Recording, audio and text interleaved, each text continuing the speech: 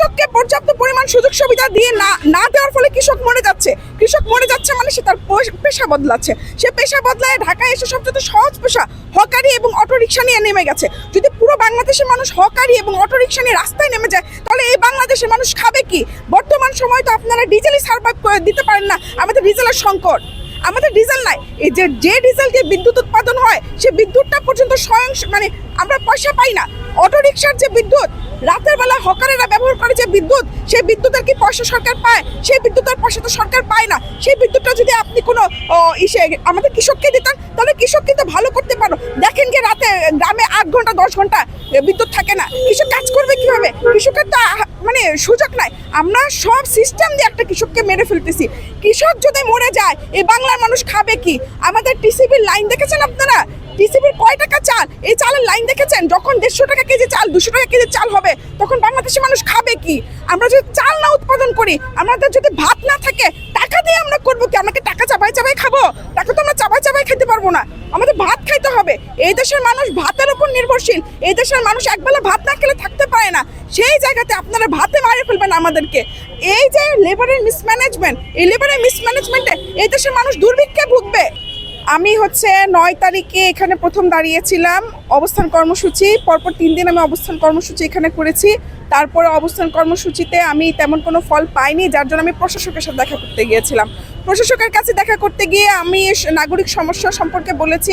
আমি জানিয়েছি হকার আমাদেরকে কিভাবে প্রবলেম করছে বা অটোরিকশার কারণে আমাদের প্রতিদিন কীরকম অ্যাক্সিডেন্ট হচ্ছে ঢাকা শহরে।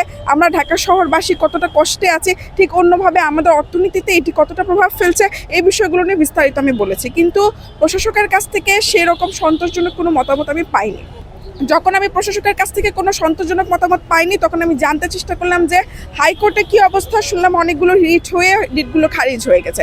সেজন্য আমি আর সে পথে না হেঁটে আমি সিদ্ধান্ত নিয়েছি আমি 10,000 গণস্বাক্ষর মতামত সহ সংগ্রহ করব এবং সেগুলো আমি প্রধানমন্ত্রীর কাছে নিয়ে যাব।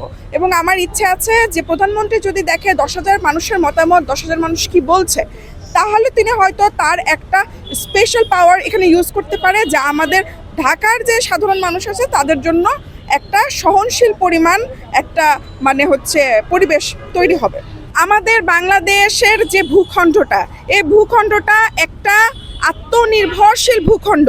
আমরা নিজেদের মাছ নিজেরা উৎপাদন করতে পারি, আমরা ভাতের জন্য চাল নিজেরা উৎপাদন করতে পারি, আমরা কাপড় নিজেরা উৎপাদন করতে পারি, যার জন্য উপমহাদেশের অন্যান্য দেশে বিদেশি শক্তি কবজা করতে পারলেও আমাদের এই ল্যান্ডটাতে কিন্তু কোনো বিদেশি শক্তি কখনোই কবজা করতে পারেনি। তার কারণ আমরা একটি স্বয়ংসম্পূর্ণ জাতি। আমরা নিজেদের ভাত, মাছ, সবজি, কাপড় নিজেরা উৎপাদন করতে পারতাম। কিন্তু বর্তমান সময় দেখেন বিদেশি শক্তির প্রভাবে আমাদের দেশের লেবারটাকে যেভাবে মিসম্যানেজমেন্ট করা হয়েছে, এই মিসম্যানেজমেন্টের কারণে কিন্তু আমরা এখন আমাদের স্বয়ংসম্পূর্ণতা হারাচ্ছি। এভাবে যদি আমরা স্বয়ংসম্পূর্ণতা হারাই তাহলে কোনো দেশে আমাদের উপরে কখনোই কবজা করতে পারেনি। আপনারা দেখবেন পাকিস্তানিরাও কিন্তু আমাদের উপর কবজা করতে পারেনি। তার কারণ আমাদের খাবার থেকে শুরু করে যা কিছু আছে সব কিছু আমরা নিজেরা উৎপাদন করেছি, যার জন্য অন্য দেশ থেকে আমদানি নির্ভর অর্থনীতি এই বাংলার কখনোই ছিল না। আমরা নিজেদের মাছ, ভাত, সবজি, কাপড় নিজেরাই উৎপাদন করতাম।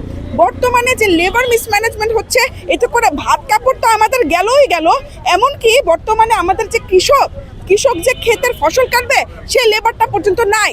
যদি এভাবে চলতে থাকে তাহলে পরাশক্তির আন্ডারে কিন্তু আমরা বাংলাদেশ একদিন হারিয়ে যাব। তার কারণ কিছুদিন আগ পর্যন্ত আমরা স্বয়ংসম্পূর্ণ ছিলাম, এখন আমাদের ইকোনমিটা কিন্তু খাবারটা পুরোপুরি চলে যাচ্ছে এখন কিন্তু ইম্পোর্টের দিকে। আমাদের এক্সপোর্ট বিজনেস কিন্তু এখন আর নাই। আগে আমাদের খাবার মানুষ খাইতো, এখন মানুষের খাবার আমরা খাই।